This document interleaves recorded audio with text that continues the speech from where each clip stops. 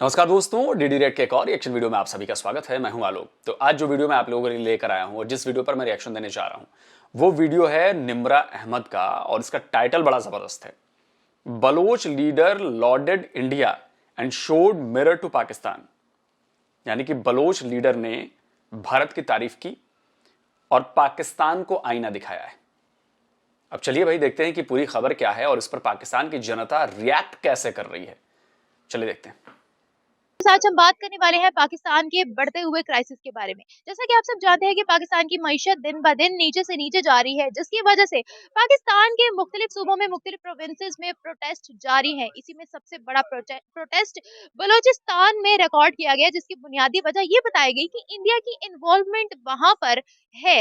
इसके मुकाबले पर बलोच लीडर की जानिब से एक जवाब सामने आया है। पाकिस्तान को बताया गया है और ये कहा गया है कि ये आपकी अपनी वजूहत है जिनकी वजह से पाकिस्तान के मुख्तलिफ सूबों में प्रोटेस्ट जारी है। इंडिया तो अपनी तरक्की में मसरूफ है, वो अपनी इकोनॉमी बढ़ा रहे हैं, दुनिया में अपना नाम कमा रहे हैं। आप क्या कर रहे हैं?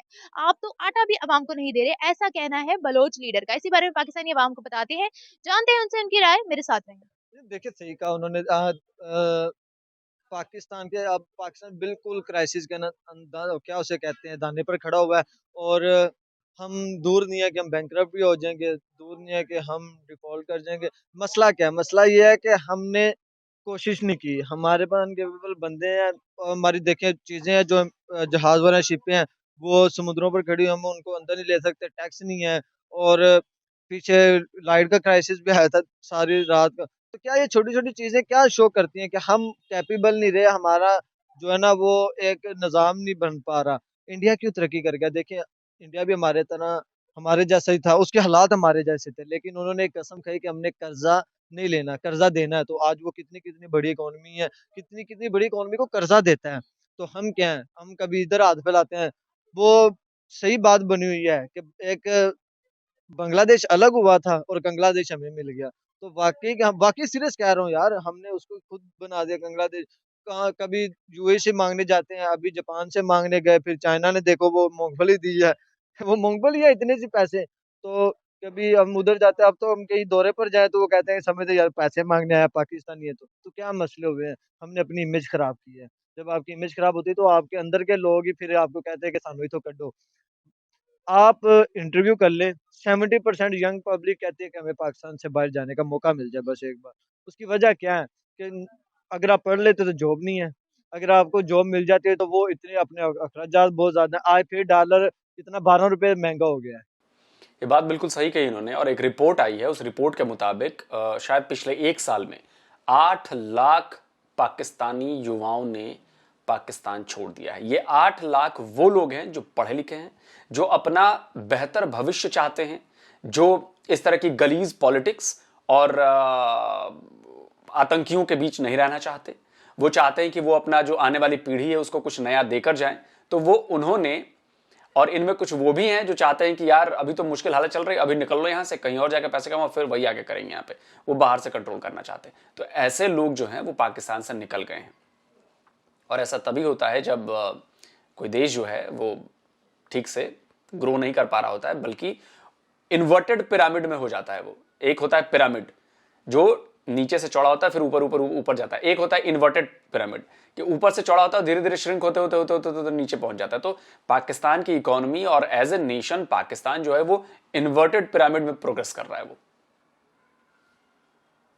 तो एक सबसे बड़ी बात बोली जाती है पाकिस्तान की जानिब से, पाकिस्तानियों की जानिब से, वो ये है कि इंडिया की ये किया धरा है जो सब कुछ है, जबकि वहाँ के लोग खुद एक्सेप्ट कर रहे हैं कि नहीं, हमें यहाँ पर बेसिक फैसिलिटीज ही नहीं दी जा रही, एजुकेशन का मयार वो नहीं है। कैसे देखते हैं आप इस चीज को कि आज जो प्रोटेस्ट चल रहे हैं इससे हमारा ऑल ओवर द वर्ल्ड क्या इमेज जा रहा यार है? देखिए इंडिया को क्या ज़रूरत है?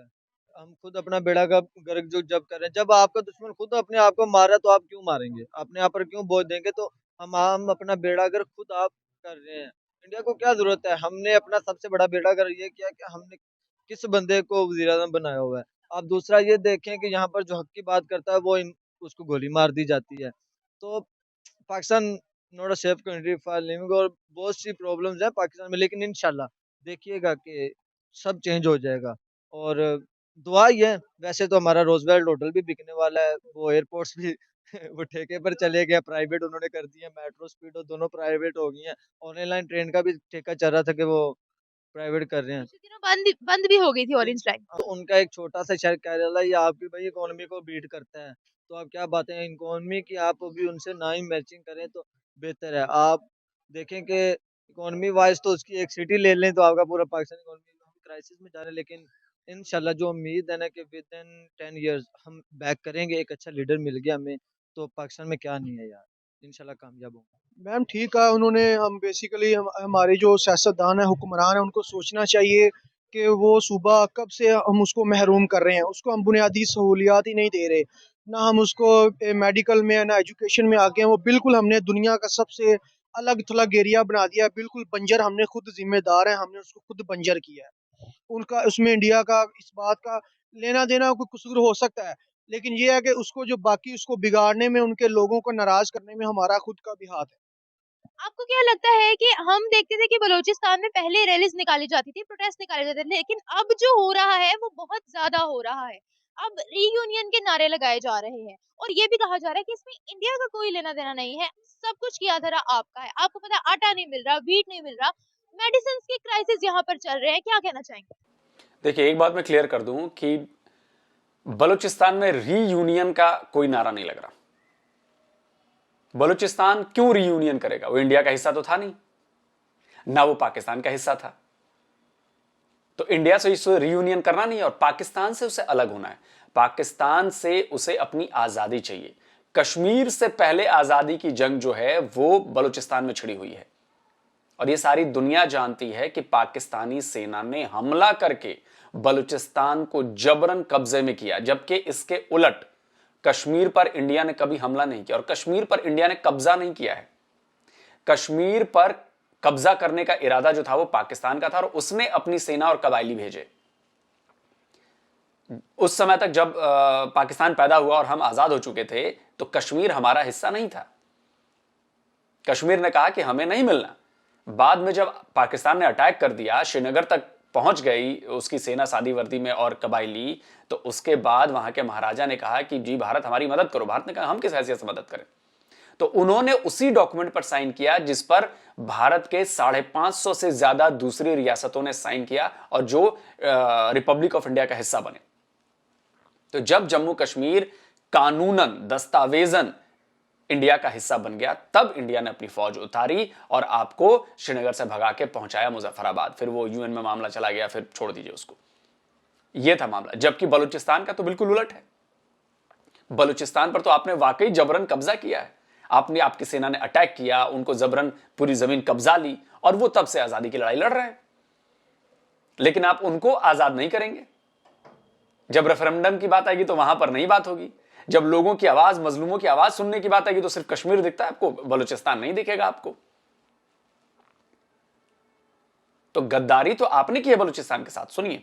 और फिर उसके बाद कहना कि जी वो ट्रेटर से, ट्रेटर हम हैं क्योंकि हम उन्हें नहीं साथ रखना चाहते। हम किस तरह किसी को साथ रखें? हम कहें हम आपकी गैस भी लेंगे, हम आपका तेल भी लेंगे, हम वहां पे छावनियां भी बिठाएंगे और आपको हम हिस्सा भी नहीं देंगे। और ये मानी हुई बात है कि जो रॉयल्टी बलूचिस्तान को मिलती है गैस पे वो बहुत कम मिलती है बनिस्बत पंजाब और सिंध के। तो वो क्यों एक्सेप्ट करें? क्या वजह है कि वो एक्सेप्ट करें?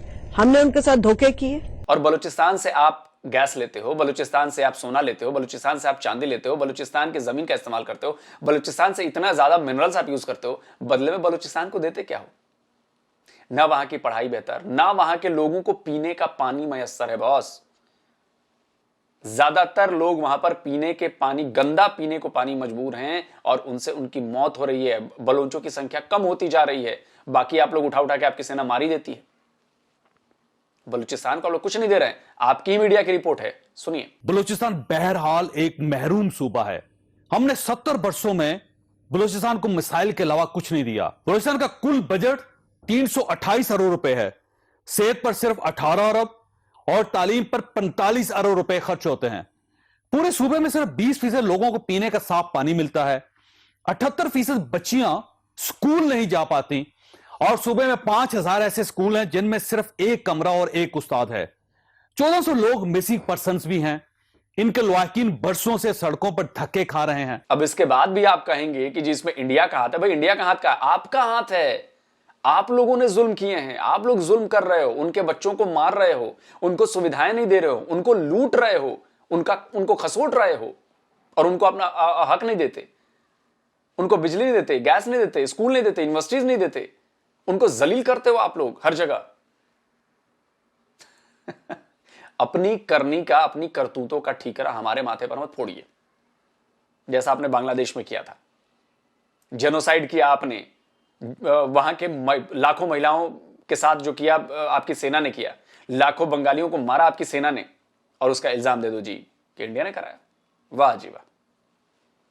मैम वो सही कह रहे हैं, बिल्कुल इंडिया का इस मामले में हाथ नहीं है। जब आटा पूरे मुल्क में इस वक्त शॉर्ट है, लाजमी नहीं कि वहाँ नहीं है। तो जब हमारे सियासतदान इस बात को समझ जाएंगे, जिस वजह से हम आज नीचे नीचे जा रहे हैं, तो बलूचिस्तान हम देखें, वहाँ पे मादनियात हैं, बड़ा माल है। अगर हम उस चीज़ को देखें, सर यहाँ पर मैं आपसे ये पूछना चाहूंगी कि जो क्राइसिस एग्रीकल्चरल प्रोडक्ट्स पे पाकिस्तान में चल रहे हैं, आपको पता है हम लोग वीट जो है, गंदुम जो है, वो इंडिया से इंपोर्ट करते हैं, हम मेडिसिन जो है वो इंडिया से इंपोर्ट करते हैं, बहुत सी प्रोडक्ट्स हैं, टमाटर प्याज भी हम उनसे ले रहे हैं। क्या कहना चाहेंगे आप इसके बारे में? और फिर कहा जाता है कि जो भी पाकिस्तान में हो रहा है उनका हाथ। बेसिकली ये है कि हमारे मुल्क में आपने देखा है कि हर बंदा सोसाइटियाँ बना के बैठ गया है, ठीक है। जिसके पास भी 1 एकड़ रकबा है, वो सोसाइटी फलां नाम से सोसाइटी बना के बैठा है। तो भाई इंडिया से और दूसरे मुल्कों से आप अभी अभी तो टमाटर और प्याज 250 रुपए किलो मिल रहा है ना, अभी वो मंगवा रहे हैं ना। अभी आप सब कुछ इंडिया से मंगवाएंगे और रशिया से मंगवाएंगे। गंदुम पड़ी पड़ी खराब हो गई है सिंध के गोदामों में, और इन्होंने आटा बना के या उनकी मिलों को नहीं दिया कि वो आगे किसी गरीबों को मिल जाए। गरीबों ने पैसे पैसे दे के ही आटा खरीदना था, वो मुफ्त में नहीं लेना था। और इनको चाहिए सियासतदानों को कि काइंडली अपने मुल्क को संवारें। यहाँ पर गरीब आपस में लड़ रहे हैं, जो हाल है वो आपके सामने है। इसमें आप कैसे कह सकते हैं कि पाकिस्तान में आटा वाफिर मिकदार में है? अगर होता तो हम बाहर से क्यों लेते? जो सिंध के गोदामों में मीडिया दिखा रहा है, वो क्या फिर झूठ दिखा रहा है मीडिया? जो ये कितनी गंदम टनों में खराब हो गई है, सैलाब में डूब गई है और गोदामों में पड़ी खराब हो गई है, जिसको चूंटियां खा गई हैं, उसको कोई देखने वाला नहीं है। फूड अथॉरिटी के जो डिपार्टमेंट्स हैं वो इस चीज़ को इसके अमल नहीं कर सकते कि प्राइवेट गोदामों में गंदम पड़ी पड़ी खराब हो गई है और वो किसी के निवाला मुंह में नहीं, गरीब के बच्चे के मुंह में नहीं जा सका। वो इंडिया में चले जाएंगे, ये वो खुद जानबूझ के फिर ये मुल्क तोड़ने वाली बातें करें। और ये बात फिर ये भी सुन लें, ऐसा कभी उनका हो नहीं सकता अगर वो ऐसे करेंगे ना। पाकिस्तानी आर्मी फौज इदारे इतने कमज़ोर नहीं है कि मिनट में उसको बॉर्डर खोल दें या आज़ाद कर दें बलूचिस्तान को। अपना बैठे सुकून से जाके आराम से उनके जो अपने मामला था वो तय करें उनके साथ।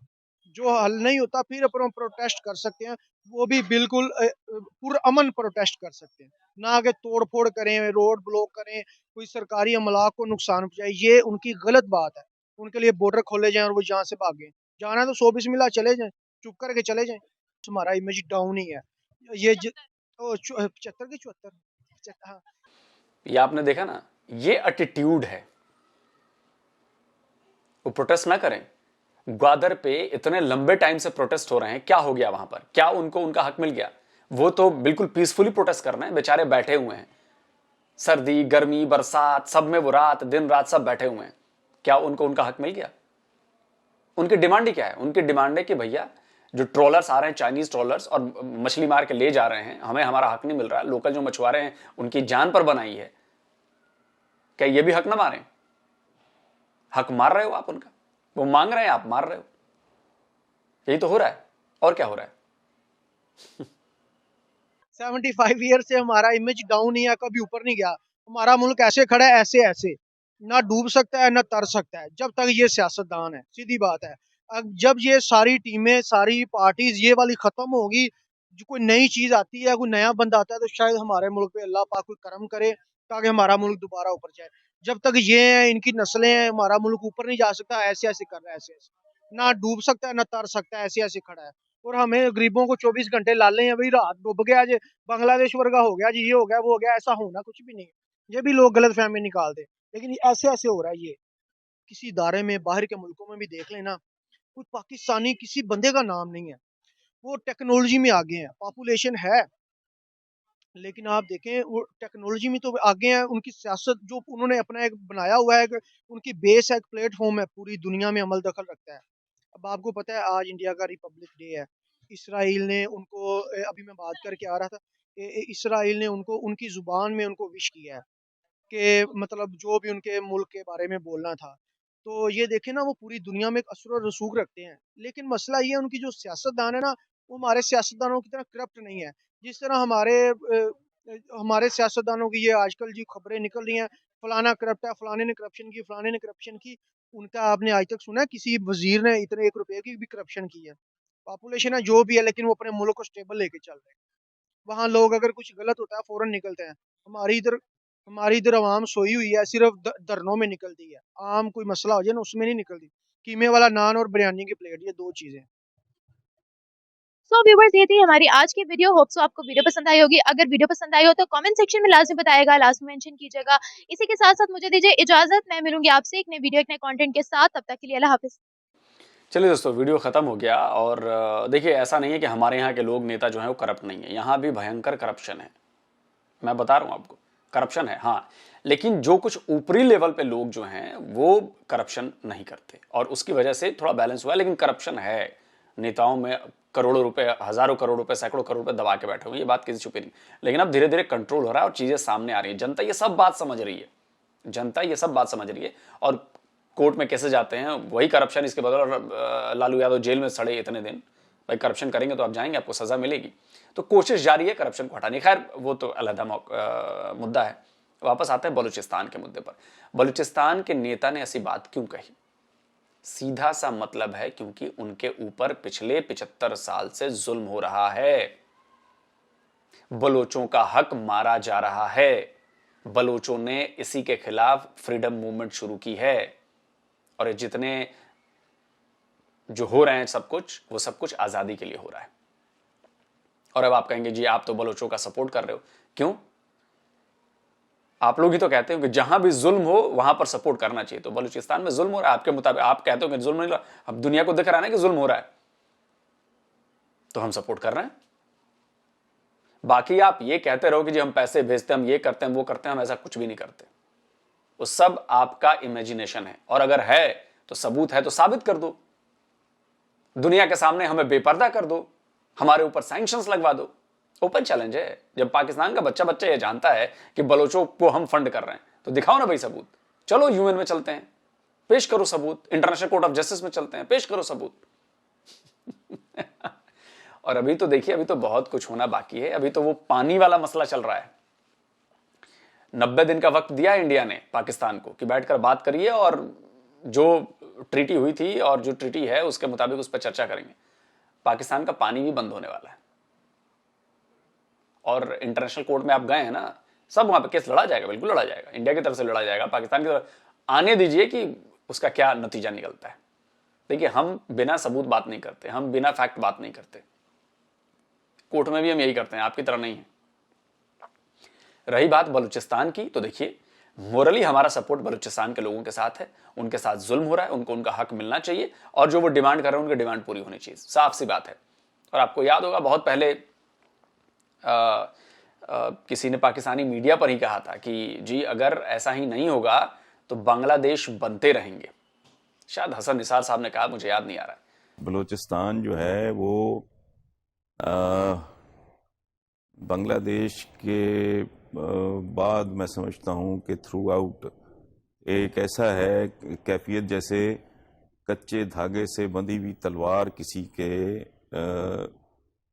की गर्दन पर लटक रही हो, कि मोहब्बत गोलियों से बो रहे हो, वतन का चेहरा खून से धो रहे हो, यकीन तुमको कि रास्ता कट रहा है, गुमच को कि मंजिल खो रहे हो। एक अगर बहुत ही हौलनाक तजर्बा बांग्लादेश का उसके बाद अगर रिपीट होती है, खुदा ना करे अल्लाह ना करे, तो बहुत दर्दनाक होगा। और आप कह रहे हैं कि बांग्लादेश नहीं बनेगा।